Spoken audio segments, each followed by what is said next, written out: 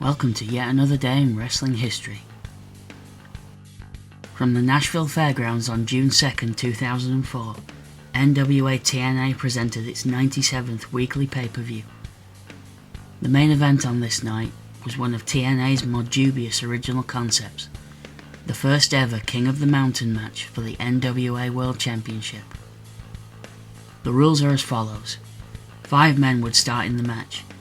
Falls count anywhere, no disqualifications. Each had to pin one of the other wrestlers to be eligible to win, while the pinned opponent has to spend 2 minutes in the penalty box. Once eligible, that wrestler can be handed the title belt to hang above the ring using the ladder. The wrestler who successfully hangs the belt in this reverse ladder match would be declared the winner and the champion. To quote TNA announcer Scott Hudson, "It's really quite simple." The future R-Truth, Ron Killings, would enter this match as NWA champion, and he wasn't happy about his first defense being against 4 opponents, or involving ladders and cages. He claimed that Director of Authority Vince Russo had stacked the deck against him, and if either of his 3 Live Crew teammates interfered, they would be fired. Jeff Jarrett had made his goal perfectly clear. He wanted to be the champion going into the first episode of TNA Impact, which would air 2 days later. He would have to win tonight to accomplish that goal.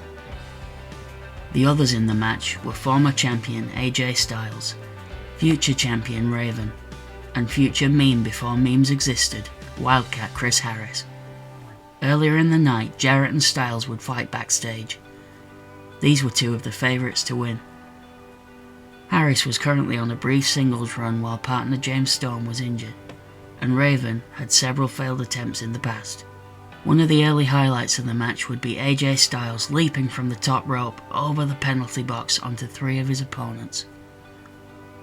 Jarrett would swoop in and attempt to pin all 4 unsuccessfully. Jarrett's plan early on was to wait in the wings and try to pin somebody sneakily. Styles and Jarrett would spend a lot of the match fighting each other, until AJ would be the first to earn a pin, hitting Jarrett with the Styles Clash. Jarrett's plan was failing, as he went to the penalty box while Styles was the only one eligible to win. Harris would be the next to pin Raven, meaning he and Jarrett would be in the box together. They used this time to devise a plan. Once both were out, Jarrett and Raven would work as a team, something nobody would have expected to last more than 5 minutes, which of course it didn't. Jarrett would become the last man eligible, pinning the champion outside the ring, but Director of Authority Vince Russo refused to hand the title belt to him to take up the ladder. In a clever move, Jarrett would wait for Killings to take the belt up the ladder and deck him with a guitar. He'd climb the ladder himself and hang the belt that was already up there to win the match. Jarrett would go on to hold the title for 11 months, earning the nickname King of the Mountain from this match. Jarrett would go on to what many have called a reign of terror equal to Triple H's on Raw at the same time. This reign would be ended by AJ Styles at Hard Justice in 2005, a match I've already talked about on this channel on May 15th. Thank you for watching yet another wrestling channel. If you enjoyed this, please comment, like or subscribe. I'll be back tomorrow to talk about one of the first WWE pay-per-views to have an all-gimmick match theme.